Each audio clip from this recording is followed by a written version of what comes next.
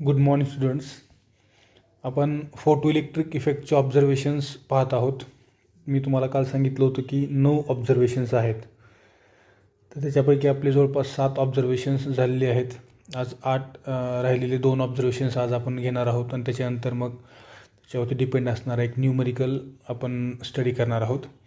तर बघू आपण अगोदर 8वं ऑब्झर्वेशन काय आहे. If the frequency of incident radiation was changed, keeping the intensity and accelerating potential constant, then the saturation current remained the same, but the stopping potential V naught changed. आपण या ठिकाणी काय केलं, आता जी ॲडजस्टमेंट आहे त्या ॲडजस्टमेंटमध्ये ही आपली इमिटर प्लेट, ही आपली कलेक्टर प्लेट, बरोबर आहे. आता याच्यामध्ये कोणत्या कोणत्या गोष्टी फिक्स्ड आहेत आणि कुठल्या कुठल्या चेंज्ड आहेत ते आपण या ठिकाणी पाहणार आहोत. अगोदर बघा, याच्यामध्ये इंटेन्सिटी आणि ॲक्सलरेटिंग पोटेन्शियल जे आहे, म्हणजे या दोन प्लेटच्या मध्ये जे आपण जो आपण पोटेन्शियल डिफरन्स मेंटेन केलेला आहे तो पोटेन्शियल डिफरन्स व्ही कॉन्स्टंट आहे. म्हणजे थोडक्यात याच्यावरती दिलेलं जे पॉझिटिव्ह पोटेन्शियल आहे, ज्याला म्हणतो आपण ॲक्सलरेटिंग पोटेन्शियल, ते पोटेन्शियल या ठिकाणी कॉन्स्टंट आहे. दुसरी गोष्ट म्हणजे इथं जे पडणारे लाईट रेडिएशन्स आहेत त्या लाईट रेडिएशनची इंटेन्सिटी कॉन्स्टंट आहे. इंटेन्सिटी कॉन्स्टंट असणे म्हणजे काय, एकसारखा प्रकाश, ज्याच्यामध्ये तो प्रकाश कमी होत नाही किंवा जास्त होत नाही, त्याला म्हणतो आपण त्याची इंटेन्सिटी कॉन्स्टंट असणं, बरोबर आहे. तर या दोन गोष्टी आपण काय केलेल्या आहेत, एक ॲक्सलरेटिंग पोटेन्शियल ऑन कलेक्टर प्लेट आणि दुसरं इन्सिडेंट रेडिएशन जे आहेत त्यांची इंटेन्सिटी आपण या ठिकाणी काय केली, कॉन्स्टंट ठेवली. तर त्यांना असं दिसून आलं या ठिकाणी की जे स्टॉपिंग पोटेन्शियल आहे, स्टॉपिंग पोटेन्शियल व्ही नॉट, त्याची व्हॅल्यू चेंज झाली. याचा अर्थ काय, आपण जर समजा ग्राफ ड्रॉ केला stopping potential versus photo electric current, हा एक्स ॲक्सिसवर आपण स्टॉपिंग पोटेन्शियल घेतलं आणि वाय ॲक्सिसवर समजा आपण या ठिकाणी फोटो इलेक्ट्रिक करंट घेतला, तर त्यांना असं दिसून आलं फ्रिक्वेन्सी कॉन्स्टंट असल्यामुळं आणि इंटेन्सिटी कॉन्स्टंट असल्यामुळं, आता ॲक्च्युअल ग्राफ असा येईल, हा फ्रिक्वेन्सी आणि इंटेन्सिटी कॉन्स्टंट असल्यामुळं त्या ठिकाणी सॅच्युरेशन करंट जो आहे किंवा इलेक्ट्रिक करंट जो आहे तो एकसारखाच फ्लो होईल प्रत्येक केसमध्ये. मी तुम्हाला याच्या अगोदर पण सांगितलं होतं की इंटेन्सिटी इन्क्रीज झाली की त्या ठिकाणी फोटो इलेक्ट्रिक करंट इन्क्रीज होतो. मग आता इथं काय झालं, इंटेन्सिटी कॉन्स्टंट आहे. दुसरी गोष्ट, फ्रिक्वेन्सी इन्क्रीज झाली की त्या ठिकाणी काय होते, त्या फ्रिक्वेन्सी इन्क्रीज झाली की त्या इलेक्ट्रॉन्सला जी मिळणारी कायनेटिक एनर्जी आहे किंवा त्या फोटॉन्सकडून मिळणारी जी एनर्जी आहे ती एनर्जी इन्क्रीज होते, बरोबर आहे. एनर्जी इन्क्रीज झाल्यामुळं काय झालं, बाहेर पडण्यासाठी इलेक्ट्रॉनला सेम अमाऊंट ऑफ एनर्जी लागेल आणि राहिलेली जी रिमेनिंग एनर्जी आहे ती एनर्जी तो इलेक्ट्रॉन काय करेल, ॲज अ कायनेटिक एनर्जी म्हणून यूज करेल. म्हणजे याचा अर्थ तो लार्जर स्पीडनं या कलेक्टर प्लेटवरती स्ट्राईक होईल, बरोबर आहे. त्याच्यामुळं त्या इलेक्ट्रॉनला स्टॉप करण्यासाठी लागणारं जे या ठिकाणचं निगेटिव्ह पोटेन्शियल आहे किंवा ज्याला म्हणतो आपण स्टॉपिंग पोटेन्शियल आहे, ते कसं असेल, मोर निगेटिव्ह आपल्याला त्या ठिकाणी करावं लागेल. म्हणजे याचा अर्थ इथं आपण इंटेन्सिटी कॉन्स्टंट ठेवली, त्याच्यानंतर याच्यावरती असणारं पोटेन्शियल आपण कॉन्स्टंट ठेवलं आणि जर समजा आपण फ्रिक्वेन्सी व्हॅरी करत गेलो, फ्रिक्वेन्सी जर समजा आपण व्हॅरी करत गेलो तर त्या ठिकाणी काय होईल, जे निगेटिव्ह रिटार्डिंग पोटेन्शियल आहे तर रिटार्डिंग पोटेन्शियलची व्हॅल्यू इथं आपल्याला दिसते -V01, -V02 आणि -V03. फ्रिक्वेन्सी वाढवत गेलो तर त्या इलेक्ट्रॉनला स्टॉप करण्यासाठी मला मोर निगेटिव्ह पोटेन्शियल त्या ठिकाणी काय करावं लागेल, द्यावं लागेल. परंतु इंटेन्सिटी कॉन्स्टंट असल्यामुळं आपल्याला राईट साईडला इथं एकच ग्राफ मिळाला. इंटेन्सिटी फिक्स असल्यामुळं राईट साईडला आपल्याला एकच ग्राफ मिळाला.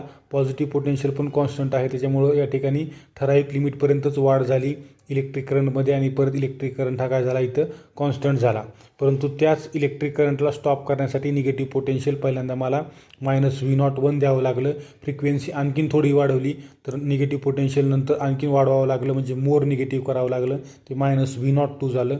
त्याच्यानंतर परत आणखीन मी काय केलं, intensity constant, potential positive potential constant, फक्त इथं काय केलं, फ्रिक्वेन्सी वाढवली तर आणखीन मला त्या ठिकाणी या कलेक्टर प्लेटला निगेटिव्ह पोटेन्शियल द्यावं लागेल, जेणेकरून त्या इलेक्ट्रॉनला आपण स्टॉप करू शकू. म्हणजे इथं जे रिटार्डिंग पोटेन्शियल आहे ते रिटार्डिंग पोटेन्शियल या ठिकाणी काय झालं, चेंज झालं किंवा व्हॅरी झालं. म्हणजे इथं आपण असं म्हणू शकतो, for different metals the slope of such straight lines were the same but the intercept of on the frequency and stopping potentials were different. म्हणजे या ठिकाणी असणारी जी स्टॉपिंग पोटेन्शियल आहे ती कशी आहे, डिफरंट आहे. तिकडला जो ग्राफ आहे हा जरी सेम आला असला तरी स्टॉपिंग पोटेन्शियलसाठी ग्राफ प्रत्येकासाठी कसा आला आहे, वेगळा आलेला आहे. म्हणजे इथं आपण काय म्हणू शकतो, more the frequency of incident radiation more the negative potential on collector plate. Collector प्लेटवरती असणार निगेटिव्ह पोटेन्शियल किती जास्त अप्लाय करायचं हे कशावर डिपेंड आहे, पडणाऱ्या लाईटच्या रेडिएशनवर डिपेंड आहे. जेवढ्या लाईट रेडिएशनची फ्रिक्वेन्सी जास्त असेल तेवढे ते इलेक्ट्रॉन्स मोर एनर्जेटिक असतील आणि तेवढ्या मोर एनर्जेटिक इलेक्ट्रॉन्सला स्टॉप करण्यासाठी आपल्याला या ठिकाणी मोर निगेटिव्ह पोटेन्शियल अप्लाय करावं लागेल. त्यालाच म्हणतो आपण रिटार्डिंग पोटेन्शियल इथं आपल्याला अप्लाय करावं लागेल. एवढंच फक्त आपण याच्यामधून लक्षात ठेवायचं. काय काय केलं आपण याच्यामध्ये, इंटेन्सिटी कॉन्स्टंट, पडणाऱ्या लाईट रेडिएशनची इंटेन्सिटी कॉन्स्टंट. इंटेन्सिटी कॉन्स्टंट म्हणजे नंबर ऑफ फोटॉन्सची संख्या कशी असेल, कॉन्स्टंट असेल. कारण आपल्याला माहीत आहे इंटेन्सिटी वाढली की फोटॉन्स वाढले. प्रकाश जास्त पडला म्हणजे काय झालं, त्या ठिकाणी नंबर ऑफ फोटॉन्स जास्त आहेत, बरोबर आहे. परंतु त्यांची एनर्जी जास्त आहे असा भाग होत नाही. प्रकाश जास्त असला म्हणजे त्याच्या आतमध्ये असणाऱ्या फोटॉनची एनर्जी जी आहे E=hν, ही एनर्जी खूप जास्त आहे असा अर्थ होत नाही. ही एनर्जी फ्रिक्वेन्सीवर डिपेंड आहे. कशावरती, फ्रिक्वेन्सीवर. पडणाऱ्या लाईट रेडिएशनची फ्रिक्वेन्सी काय आहे त्याच्यावरती फोटॉनची एनर्जी डिपेंड आहे. परंतु नंबर ऑफ फोटॉन्स कशावर डिपेंड आहे, तर इंटेन्सिटीवर डिपेंड आहे. मग इंटेन्सिटी कॉन्स्टंट जर असेल तर नंबर ऑफ फोटॉन्स देखील कॉन्स्टंट. मग जेवढे फोटॉन्स, समजा 1000 फोटॉन्स आहेत तर ते 1000 इलेक्ट्रॉनसोबतच कोलाईड होतील आणि 1000 इलेक्ट्रॉन्सलाच बाहेर पाडतील. मग 1000 इलेक्ट्रॉनमुळे जेवढा करंट फ्लो होणार आहे प्रत्येक वेळेस तिन्ही पण केसमध्ये तेवढाच करंट फ्लो झाला, बरोबर आहे.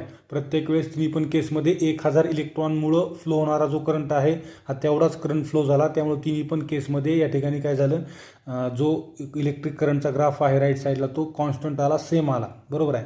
पण त्या ठिकाणी काय होईल, जर समजा याच 1000 फोटॉन्सला जर मिळणारी जी एनर्जी आहे फ्रिक्वेन्सी वाढवल्यामुळं ती जर जास्त असेल तर तेवढी एनर्जी ते इलेक्ट्रॉन्सला ट्रान्सफर करतील आणि हेच 1000 इलेक्ट्रॉन पहिल्यापेक्षा जास्त वेगानं काय करतील, कलेक्टर प्लेटकडं ट्रॅव्हल करतील. मग तेवढ्या जास्त वेगानं येणाऱ्या इलेक्ट्रॉन्सला स्टॉप करण्यासाठी कलेक्टर प्लेटवरती निगेटिव्ह पोटेन्शियल असणं गरजेचं आहे. जे कसं असलं पाहिजे, मोर निगेटिव्ह, तरच ते मोस्ट एनर्जेटिक इलेक्ट्रॉन्सला स्टॉप करू शकतील, बरोबर आहे. म्हणजे इथं आपण काय म्हणू शकतो की इन्सिडंट रेडिएशन्स जे आहेत त्या रेडिएशनची फ्रिक्वेन्सी जर इन्क्रीज झाली तर इलेक्ट्रॉनची कायनेटिक एनर्जी इन्क्रीज होते आणि त्या प्रत्येक इलेक्ट्रॉनला स्टॉप करण्यासाठी कलेक्टर प्लेटवरती असणारं जे निगेटिव्ह किंवा रिटार्डिंग पोटेन्शियल आहे ते कसं असलं पाहिजे, मोर निगेटिव्ह असलं पाहिजे. ठीक आहे, हे झालं 8वं ऑब्झर्वेशन. याच्यानंतर 9th ऑब्झर्वेशन बघा, the photoelectric current and hence the number of electrons depend on the intensity but not on the frequency of incident radiation. As long as the incident frequency was larger than the threshold frequency nu naught and the potential of anode was higher than that of the cathode. जे आता मी सांगितलं तेच. याच्यामध्ये conclusion काय आहे ते शेवट आपल्याला आणखीन एक ऑब्झर्वेशन काय दिसतंय की नंबर ऑफ फोटॉन्स जे इमिट होणार आहेत, बरोबर आहे, फोटो इलेक्ट्रिक करंट किंवा नंबर ऑफ, आता फोटो इलेक्ट्रिक करंट हा इंटेन्सिटीवर कसा, मी तुम्हाला अगोदर सांगितलं की photo electric current is directly proportional to intensity of incident radiation. काय म्हणलं मी, तयार होणारा जो फोटो इलेक्ट्रिक करंट आहे हा कशावर डिपेंड आहे, पडणाऱ्या लाईट रेडिएशनच्या इंटेन्सिटीवर. कसं काय डिपेंड आहे, कारण फोटो इलेक्ट्रिक करंट किंवा कुठलाही फोटो, याला नाव का तसं दिलेलं आहे, कारण हा इलेक्ट्रिक करंट फोटॉन्स कोलाईड झाल्यामुळं इलेक्ट्रॉन्स इमिट होतात, त्याला आपण फोटो इलेक्ट्रिक करंट असं म्हणतो. किंवा फोटो इलेक्ट्रिक इफेक्टमधला हा करंट आहे त्याला फोटो इलेक्ट्रिक करंट असं म्हणतात.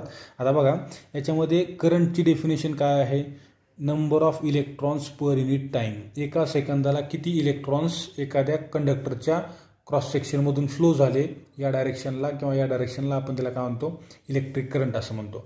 आता number of electrons per unit time हे कशावर डिपेंड आहे, तर म्हणजे नंबर ऑफ फोटो इलेक्ट्रॉन्स बाहेर पडणार एका सेकंदाला किंवा ही प्लेट कलेक्ट करणार हे कशावर डिपेंड आहे, तर लाईटच्या इंटेन्सिटीवर. कसं काय, तर लाईटची इंटेन्सिटी जर वाढली तर नंबर ऑफ फोटॉन्स वाढले, जेवढे फोटॉन्स असतील तेवढे कुलिजन असतील.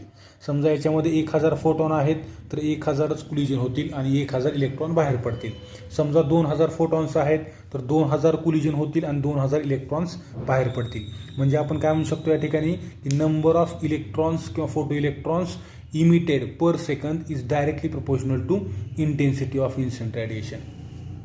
काय म्हणलं मी या ठिकाणी की एका सेकंदाला एका सेकंदाला किती फोटो इलेक्ट्रॉन्स बाहेर पडणार हे कशावर डिपेंड आहे, तर नंबर ऑफ फोटॉनच्या संख्येवर डिपेंड आहे. नंबर ऑफ फोटॉनची संख्या कशावर डिपेंड आहे, इथली तो नंबर ऑफ फोटॉन्सवर डिपेंड आहे. आणि नंबर ऑफ फोटॉन्स कशावर डिपेंड आहे, तर नंबर ऑफ फोटॉन्स हे इंटेन्सिटी ऑफ इन्सिडेंट रेडिएशनवर डिपेंड आहेत. म्हणजे आपण इनडायरेक्टली काय म्हणू शकतो की electric current, photo electric current is directly proportional to intensity of incident radiation, और we can say that number of photo electrons emitted per second is directly proportional to intensity of incident radiation. हे त्याचे 9 observations आहेत. आता याच्यामध्ये आणखीन एक त्याने आपल्याला पुढे पार्ट दिलेला आहे, failure of wave theory to explain observations from experiments on photo electric effect. Wave थेअरीची जे काय म्हणजे वेव्ह थेअरी आपण बघितली होती याच्या अगोदर, जो आपला ज्यावेळेस आपण लाईट रेडिएशन्सला वेव्ह नेचर आहे असं कन्सिडर करतो, त्यावेळेस हायजन प्रिन्सिपल जो आहे त्याच्यामध्ये तुम्हाला हे पाहायला मिळेल. वेव्ह थेअरी ऑफ लाईट, हायजनने ही थेअरी काय केली, एक्सप्लेन केली होती, बरोबर आहे. तर हे त्याचे काय ती थेअरी या ठिकाणी याच्या ऑब्झर्वेशन्सवरून एक्सप्लेन करण्यासाठी फेल ठरली गेली. कारण according to wave theory of light त्याच्यामध्ये त्यांनी काय सांगितलं होतं, किंवा वेव्ह थेअरी जी आहे ती काय सांगत होते की एखाद्या लाईट रेडिएशनचे इंटेन्सिटी इन्क्रीज झाली म्हणजे त्या ठिकाणी पडणारे जे इन्सिडेंट होणारे जे फोटॉन्स आहेत त्या फोटॉन्सची एनर्जी इन्क्रीज होईल आणि त्या ठिकाणी मोर एनर्जेटिक इलेक्ट्रॉन्स बाहेर पडतील, असं वेव्ह थेअरीच्या अकॉर्डिंग त्याला किंवा त्या वेव्ह थेअरीमध्ये असं एक्सप्लेन केलेलं आहे. परंतु किंवा त्यांचं अजम्पशन असं होतं की कुठल्याही पडणाऱ्या लाईट रेडिएशनची जर समजा इंटेन्सिटी वाढली तर त्याच्यामध्ये असणाऱ्या फोटॉन्सची एनर्जी वाढेल आणि मोस्ट एनर्जेटिक इलेक्ट्रॉन्स बाहेर पडतील, असं वेव्ह थेअरीचं अजम्पशन. परंतु ॲक्च्युअल काय ऑब्झर्वेशन झालं आपल्या या ठिकाणी की कुठल्याही इलेक्ट्रॉनची, फोटो इलेक्ट्रॉनची जो फोटो इलेक्ट्रॉन मेटल सरफेसपासून इमिट होणार आहे त्या मेटल सरफेसपासून इमिट होणाऱ्या फोटॉनची एनर्जी ही कशावर डिपेंड आहे, त्या पडणाऱ्या लाईट रेडिएशनच्या फ्रिक्वेन्सीवर डिपेंड आहे. जेवढी फ्रिक्वेन्सी जास्त असेल तेवढं त्या लाईट रेडिएशनची तेवढं त्या फोटो इलेक्ट्रॉनची एनर्जी कशी असेल, जास्त असेल. पण वेव्ह थेअरी म्हणजे याचा अर्थ वेव्ह थेअरी या ठिकाणी काय झाली, फेल ठरली. ॲक्च्युअल ऑब्झर्वेशन्स आणि त्यांचे अजम्पशन्स यांच्यामध्ये काय आलं, कॉन्ट्राडिक्टरी आपल्याला पाहायला मिळाली. याच्यामध्ये आणखीन एक टर्म आहे ती म्हणजे वर्क फंक्शन. वर्क फंक्शन एक तुम्हाला सांगत राहिले मी, वर्क फंक्शन नेमकं कशाला म्हणायचं. वर्क फंक्शन आपण डिनोट करतो फाय या टर्मनं. वर्क फंक्शन आपण डिनोट करतो फाय. वर्क फंक्शन म्हणजे काय, the minimum amount of energy required to an electron to free itself from the photosensitive plate or material. एक अशी कमीत कमी एनर्जी ज्या एनर्जीचा यूज करून तो इलेक्ट्रॉन स्वतःला फ्री करतो, कशापासून, फोटोसेन्सिटिव्ह प्लेटपासून. ही जी फोटोसेन्सिटिव्ह प्लेट आहे या फोटोसेन्सिटिव्ह प्लेट कशाची आहे, मेटलची आहे. आपल्याला माहीत आहे मेटल हा काय आहे, एक गुड कंडक्टर आहे, कशाचा, इलेक्ट्रिसिटीचा आणि हीटचा. का बरं, कारण त्याच्या सरफेसमध्ये number of free electrons present असतात, बरोबर आहे.